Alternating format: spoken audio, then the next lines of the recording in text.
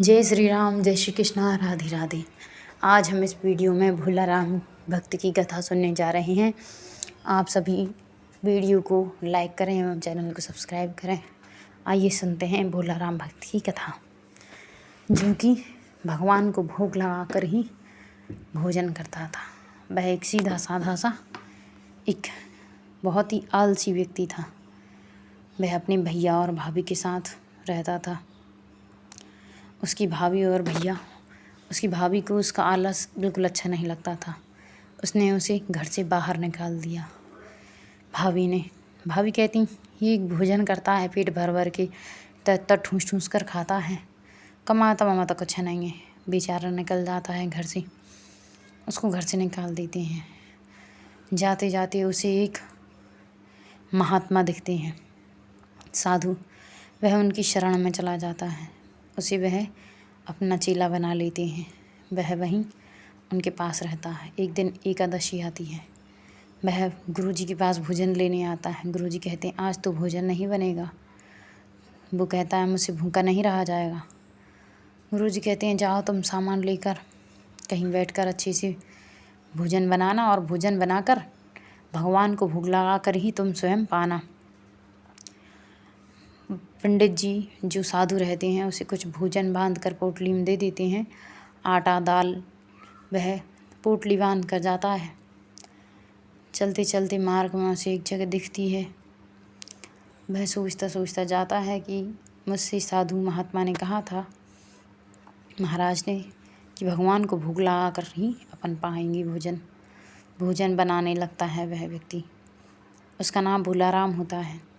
भोजन बना लेता है, प्रभु भगवान को बुलाता है, गाने लगता है, कीर्तन करने लगता है, भगवान भोजन करने आओ, सीताराम आई, राजा राम आई, मेरे भोजन का भोग लगाइए। भगवान नहीं आते कुछ देर तक। उसका भजन सुनते हैं भोला राम का।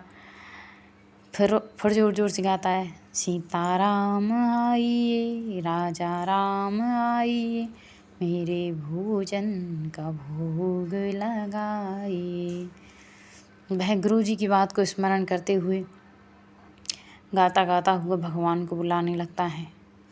इसके बाद वह बहुत देर तक उनका इंतज़ार करता है। तब भगवान प्रकट हो जाते हैं, सीता, राम जी, लक्ष्मण जी। वह उन्हें देखता है, कहता है, मैंने तो उनको एक को बुलाया था, ये तो इतने सारे मेरा खजाना तो भोजन तो थोड़ा ही है। फिर भी वो कुछ उनको दे देता है, खुद खुद खा लेता है। फिर से एकादशी आती है। दूसरी एकादशी को फिर से भोला राम गुरुजी से बोलता है। गुरुजी से आज्ञा मानकर कुछ पोटली में अपना सामान लेकर दाल चावल आटा थोड़ा ज़्यादा लेता है कि इस बार कुछ ज़्यादा देना, पिछली बार कम पड़ गया था, और ज़्यादा मांगता है। तो गुरुजी सोचते हैं कुछ ज़्यादा खाता है, मोटा ताज़ा है, ज़्यादा दे देते हैं। फिर से वह जाता है और बस यही गाता गाता, सीताराम आई, राजा राम आई, मेरे भोजन का भोग लगाइए। रास्ते में से ही गाता गाता हुआ कुछ गुनगुनाता भजन जाता रहता है। पोटली में कुछ थोड़ा अधिक सामान लेकर जाता है। गुरुजी सोचते तो हैं कि कुछ अधिक सामान ले गया, लेकिन फिर सोचते हैं ज़्यादा इसलिए ले गया होगा क्योंकि ज़्यादा खाता है। कुछ नहीं सोचते, गुरुजी दे देते हैं। फिर बनाता है, फिर से भगवान को बुलाता है, सीताराम आइए, राजा राम आइए, मेरे भोजन का भोग लगाइए। तब भगवान फिर से प्रकट हो जाते हैं और सभी लोग, सीता जी, राम जी, लक्ष्मण जी, शत्रुघ्न, सबको देखकर फिर सोचता है, फिर से ज़्यादा लोग आ गए, मैंने तो सिर्फ राम जी को बुलाया था, फिर से खाना कम पड़ जाएगा, इतने सारे लोग आ गए। सोचता है कि ये ज़्यादा लोग हैं, मैं अकेला बनाऊं। ऐसे ही तो वो आलसी रहता है, लेकिन हृदय का एकदम साफ रहता है, भोला भाला सा, बहुत ही सरल रहता है, बहुत ही सरल, भूखा तक नहीं रह जाता। वो कहता है, इस बार आप बनाओ, मैं चला सोने, आप बनाना, खाना बचे मुझे बुला लेना। मैं भी खा लूँगा। वो सोने चला जाता है तब सीता जी बनाती हैं, राम जी लक्ष्मण जी सब हेल्प करते हैं, सब मिलकर भोजन बनाते हैं। भूला राम को भोजन बनाकर वो खिलाते हैं, सब लोग भोजन करते हैं। और बस एकादशी के दिन उसको बुलाकर उसे कहते हैं, आओ भूला राम भोजन बना है। सीता जी राम जी भोजन बनाकर हनुमान जी परोसते हैं।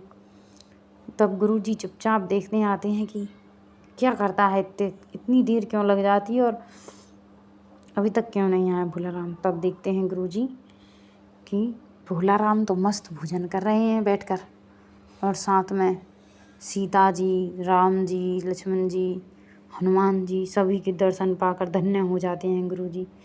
गुरुजी कहते हैं, आज्ञा का पालन इसने सच्चे मन से किया है, इसलिए इसे भगवान के दर्शन हो गए।